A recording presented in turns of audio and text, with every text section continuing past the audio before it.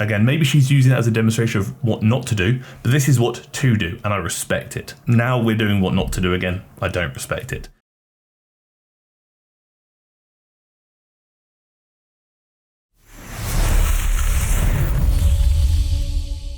GainsByBrains, the Wellness Diaries, and I failed my bulk. I figured, you know what, summer is coming to an end, and this is often a time where a lot of people may adopt the bulking approach, where they might use this kind of autumn-winter period to transition into like a massing phase, like a muscle gaining phase, in which they might typically gain a bit more body fat, hence a bulk. And I figured it would be a really good opportunity to talk about how she has failed her bulk, as she claims, and also how you can probably bulk more effectively. Before we do so, a couple of things. Firstly, the nutrition guide is live, so if you want to actually learn things about nutrition in a really simplified and easy to digest manner, see what I did there? Nutrition, digest, the pun. I'm not funny, I pretend. It's linked down below. But also, if at any point throughout this entire video you actually just learned something, I would very much appreciate it if you did click the button down below to subscribe to the channel, as it does very much mean a lot to me. But again, only if you learn something about something related to food or eating, because if you don't learn anything about those things, then I failed you. I started my bulking journey 20 weeks or so ago, and I failed this bulk at 16 weeks in.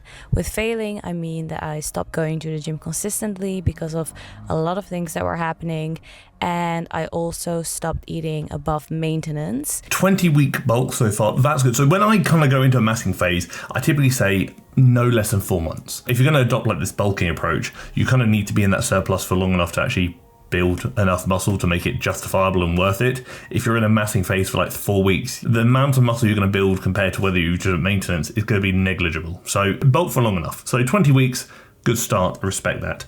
The other thing, failing 16 weeks in, at the end of the day, life happens. Did you fail a bulk, or did you just have to end it early, or did you simply actually just have to pause it? I wouldn't necessarily link that to failure, because I think failure is quite a strong word used in this context, when in reality things just haven't aligned. You've had to pause things. You know, no one's perfectly consistent all the time, and if they say they are, they're probably lying. But the two big things you really want to milk in this kind of bulking period is going to be being in a slight surplus, which we'll talk about shortly regarding how much of a surplus, and also make sure you are going to the gym as consistently as possible, because again, it's relatively easy to maintain muscle, it's pretty hard to gain muscle. And when you're in a bulking phase trying to gain muscle, you're going to have to put the work in. It's not going to come easy, and you don't want to risk gaining too much unnecessary fat during this bulking phase, because it's just going to come off later down the line when you transition over to a deficit period. Failing is part of the journey, because in my eyes, when I say failing or when I think about failing, it's about me not meeting my own expectations. Firstly, you've got to consider what those expectations are, whether they're realistic. If you're saying to me, Harry, I want to gain 20 pounds of muscle in this bulk,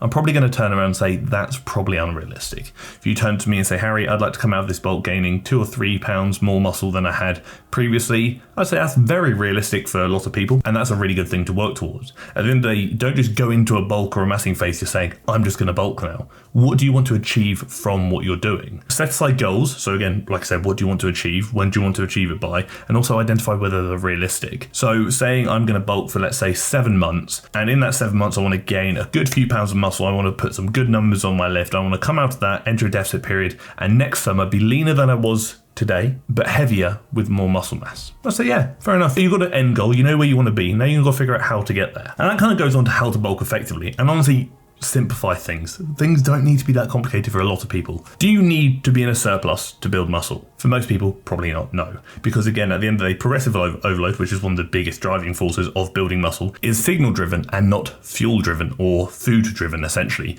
meaning you can still progressively overload when at maintenance, whatever it may be. It's just easier to do so when in a surplus, which can make building muscle more likely and easier. So why I'd say that is find out what your maintenance is, because you can't really go anywhere unless you know where your maintenance is, and add a bit more. 10, 15% calories, maybe 200 or 300 extra calories a day. Call it there. I weigh myself every day, take weekly averages to obviously accommodate bits and bobs. When the weight stops climbing very slowly but consistently, add a little bit more, another 10%, maybe another 200 calories perhaps, and go again. When you are in the massing period, you can essentially gain limited amounts of muscle, but the amount of fat you can gain is essentially unlimited. It's not literally, but you can gain a lot more fat than you can muscle.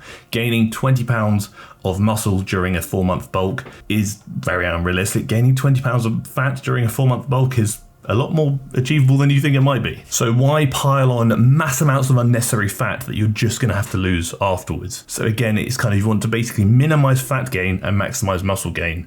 Understanding you will gain some fat, which you can reduce later down the line if you so wish, but it's just about kind of minimizing that. And from that, Training. If we know building muscle is really hard, milk your sessions for all they're worth. Train hard, put the work in. No, you don't have to go to failure all the time, but train bloody close to. 0 to 1, 0 to 2 reps in reserve, you're probably doing okay. Train with a split that aligns with your schedule. If it's 3 days a week, 4 days a week, 5 days a week, as long as you can recover from it, actually hit those sessions hard, that's probably good enough. And make sure you're not doing too much volume. More volume doesn't mean more growth. Focus on just kind of simplifying things. I typically say about 5 to 7, maybe 5 to 6 movements per day, usually about 2 sets of each, sometimes 1, sometimes 3, and just get as strong as possible in those movements. Your programming probably doesn't need to change unless you either hit a plateau, which could be essentially addressed by volume changes, recovery bits and bobs, loads of things, or your goals change. And during a bulk, your goals probably aren't changing. The goals halfway through the bulk will probably be the same as they were at the start of the bulk. Just stick to a program, don't change anything, train hard, get mad strong, keep it simple, keep it effective, keep it consistent, because with all those things, it becomes more sustainable. And if it's sustainable, it's probably going to be better for you as well. Eat a bit more food, keep your movement high, keep your recovery high, sleep, water, all that good stuff. Don't push volume too hard, and just progressive overload. Every time you go to the gym, try and do a kilo more or a rep more. No, it will not happen every week, but maybe every 2 weeks, every 3 weeks, that'll be pretty good. And that's essentially how to bulk effectively. Link down below, we've got a few things. We've got the link to work with myself on a one-to-one coaching basis where I can coach you online to achieve your goals,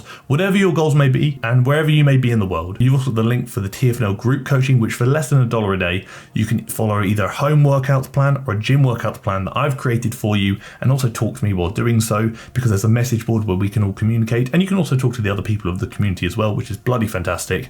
And you've also got the link to the TFNL workout guides and nutrition guide, which not only tell you what to do, they tell you why you should do it, and also in many cases show you how to do it as well, which is bloody fantastic. And they're probably cheaper than a lot of the other guides online, because quite frankly, they're extortionate. If any of those tickle your pickle, they're all linked down below in the description, so have a gander if you fancy it. But you know what, we've got a little bit of time, so let's add a little bit of a workout analysis, because why not? I'm too good to you. I'm not, I'm just desperate. Leg day at seam, starting with hamstring curls, I respect it. What I don't respect is the deliberate slowing of the concentric portion of the rep here. Firstly, with the hamstring curl, I typically say go through a full range of motion, so try and kick the machine to the back if you can, like literally try and kick your bum here. And also going slow on the way down or up, depending on the movement, so the concentric, is not a good time. We want to look for the involuntary slowing of contractile velocity, which means despite how hard you're trying, the reps are slowing against your wishes. That means good motor unit recruitment. That means good gains will be made, hopefully. This is probably one of the worst machines I've ever seen. I think it's a hammer strength, like hack squat they call it, but it's not, it's more like a hack press. It's shocking. I hate it. It's their worst machine, or at least one of their worst machines, and I just despise it because, as she mentions in this video, the range of motion is so limited. If you're trying to treat this as a lengthened position quad movement, you're barely getting to the mid position. Honestly, it's just not a good quad movement whatsoever. With a quad movement, especially a squat pattern, we want to essentially maximize knee flexion. Knee flexion, as we can see here, is basically non-existent. There is minimal knee flexion, and those knees are definitely going nowhere near traveling over the toes. So I don't like that. It makes me very unhappy. Life Fitness, good brand, I respect it. Again, leg extension, I like, I respect, fantastic movement, but it does look like those reps are being deliberately slowed during the concentric, which is only going to hold you back. If anyone says to you time under tension is that important, I've mentioned this before. If time under tension was that relevant and that important, then the best rep for stimulus or growth would be the one that lasts the longest, in which case next time I go to the gym, I'll do a 1 hour leg extension, one rep that lasts an hour. Do you see what I mean? It doesn't work like that. Leg press, I like it. Low narrow stance, I respect. Take your hands off. Behave yourself. Firstly, low narrow stance means it's going to get a bit more knee flexion, bit more quad, juicy, respect. It could actually bring the feet down a little bit, but again, it depends on your mobility. Hold it up there, put it in the bin. The handles are there for a reason. Hold those handles, pull yourself in. Do not use your hands. At the end of the day, you pull yourself in with the handles to stop your bum lifting, because when your bum lifts, a lot of pressure goes through the lower back. You don't want that. Putting your hands on your knees is just going to provide assistance. Firstly, she doesn't need right now because she's not actually that close to failure. And secondly, it's just going to take away from what you're trying to achieve, which is quad stimulus. This is what I want to see. Again, maybe she's using it as a demonstration of what not to do, but this is what to do, and I respect it. Now we're doing what not to do again. I don't respect it. Behave yourself, hold on. They're there for a reason, and you can probably push these a lot harder than you think you can. And then we've got a static lunge, whatever you want to call it, and Smith machine. I respect it because it's stable. A good, stable movement. I like that.